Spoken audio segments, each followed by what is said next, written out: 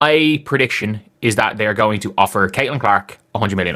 They're going to offer her $100 million to play. This is the one league, by the way, that can... This is not a competitor to WNBA. This is a league that can put Unrivaled out of business. I reckon Caitlin Clark is going to make somewhere between 50 to 100 million if she wants to play. Again, these people are so fucking rich. There's so much money involved. They say silence can be powerful, but sometimes breaking it changes everything. Caitlin Clark just sat there, eyes wide open, frozen in disbelief, as a Saudi League official slid an envelope across the table. On it? $100 million offer. Yeah, you heard that right. $100 million. The kind of number that doesn't just shake a league, it redefines it. And the best part? The cameras caught that stunned look on her face, like she couldn't tell if this was real or just one of those wild social media pranks. But it's real. In the WNBA, they're panicking because this isn't just a number, it's a message. It's Saudi Arabia stepping in and saying, "We're ready to take over women's basketball." And Cathy Engelbert, the WNBA commissioner, she's probably somewhere clutching her latte, whispering, "Please don't take Caitlin." The truth is, this moment was coming. For years, players have complained. Low salaries, brutal travel schedules, constant disrespect, and leadership that feels out of touch. Cathy kept saying, "We're building." But players are starting to feel like they're being built over. And now here comes the Saudi League. Bold, flashy, loaded, saying, "We'll pay you what you're worth." $100 million isn't just a bag. It's a statement.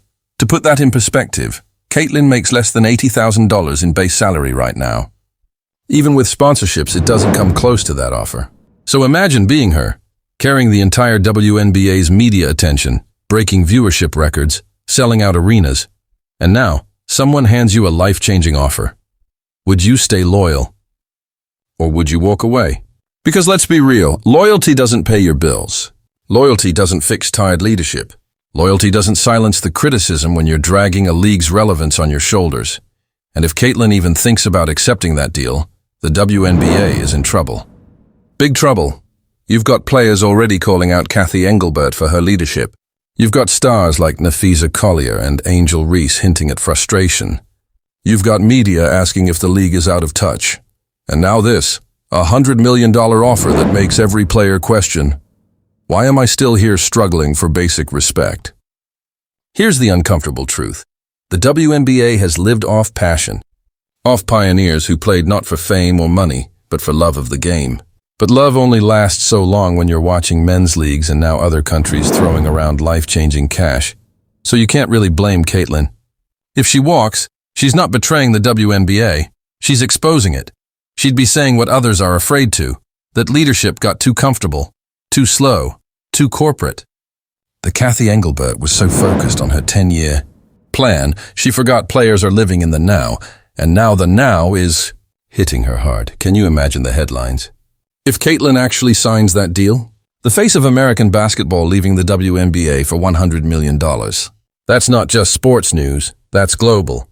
That's front-page, late-night talk show, breaking alert type of news, and Cathy's response would probably be a painfully awkward press conference. You know, the kind where she forces a smile and says something like, "We wish Caitlin all the best in her international endeavors," while the entire basketball world knows. She lost the biggest player since Diana Taurasi. That's the kind of L you don't recover from, because if one player walks, others follow. It's domino effect territory. You think Angel Reese, Aja Wilson, or Sabrina Ionescu wouldn't at least listen to Saudi money if it's 8 or 9 figures? Come on, this isn't just a story about Caitlin Clark anymore. It's about the future of women's basketball. Who owns it, who values it, and who's willing to pay for it.